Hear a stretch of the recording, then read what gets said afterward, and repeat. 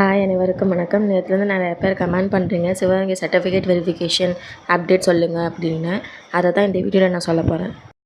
First என்னென்னா, உங்களுக்கு mail வந்த கால் லெட்டரை எடுத்து பாருங்கள். அது மேலே சிவிலா இல்லை கிரிமினல் கோர்ட்டான்னு போட்டிருப்பாங்க.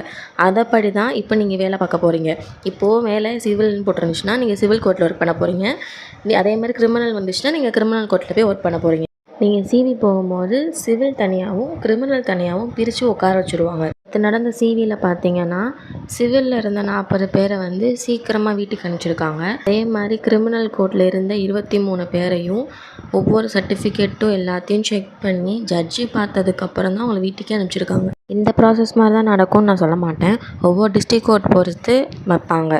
இது நடந்த விஷயத்த வந்து உங்ககிட்ட நான் சொல்கிறேன். நீங்கள் அப்ளை பண்ணுறப்போ கொடுத்த எல்லா சர்டிஃபிகேட்டும் கேட்டிருக்காங்க.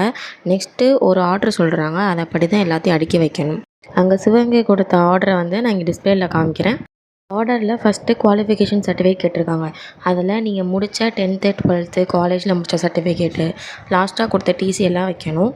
நெக்ஸ்ட்டு டெக்னிக்கலில் வந்து டைப்பிஸ்ட்டு, டேலி இது மாதிரி உள்ள சர்டிஃபிகேட்லாம் வைக்கணும்.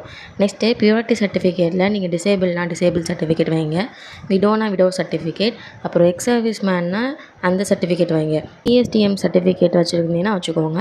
அப்புறம் என்ஓசி கேட்டிருக்காங்க, அது தேவையில்லை. நெக்ஸ்ட்டு வந்து ஃபிட்னஸ் சர்டிஃபிகேட் கேட்டிருக்காங்க, அதை ஒரு ஜெராக்ஸ் போட்டு வச்சுருக்க சொல்லியிருக்காங்க.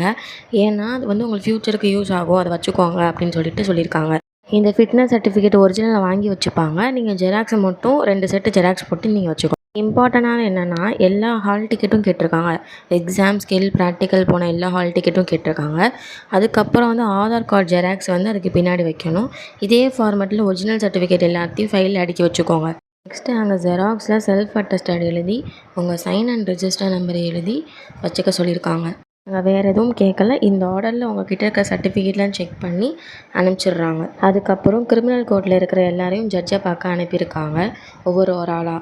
அங்கே அந்த ஜட்ஜுக்கு தோன்றது வந்து கேட்டிருக்காங்க, உங்கள் நேம் என்ன, ஏஜ் என்ன, அப்புறம் உங்களுக்கு மேரேஜ் ஆகிட்டா, இது மாதிரி கொஸ்டின் தான் கேட்டிருக்காங்க.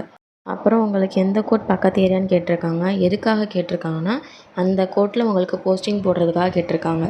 இதே மாதிரி எல்லா டிஸ்ட்ரிக்ட் கோர்ட்லேயும் ஜட்ஜை பார்க்க விடுவாங்களான்னு சொல்லிட்டு எனக்கு தெரியலை. அப்படி பார்க்குறதுக்கு சான்ஸ் கிடச்சிச்சின்னா உங்கள் பக்கத்து ஏரியா வந்து நீங்கள் சொல்கிறதுக்கு பாருங்கள். இந்த வீடியோவில் ஏதாவது டவுட் இருந்துச்சுன்னா கமெண்ட் பண்ணுங்கள். நிறைய பேர் சப்ஸ்கிரைப் பண்ணாமே பார்த்துட்ருக்கேன், மறக்காமல் சப்ஸ்கிரைப் பண்ணிக்கோங்க. தேங்க்யூ ஃபார் வாட்சிங்.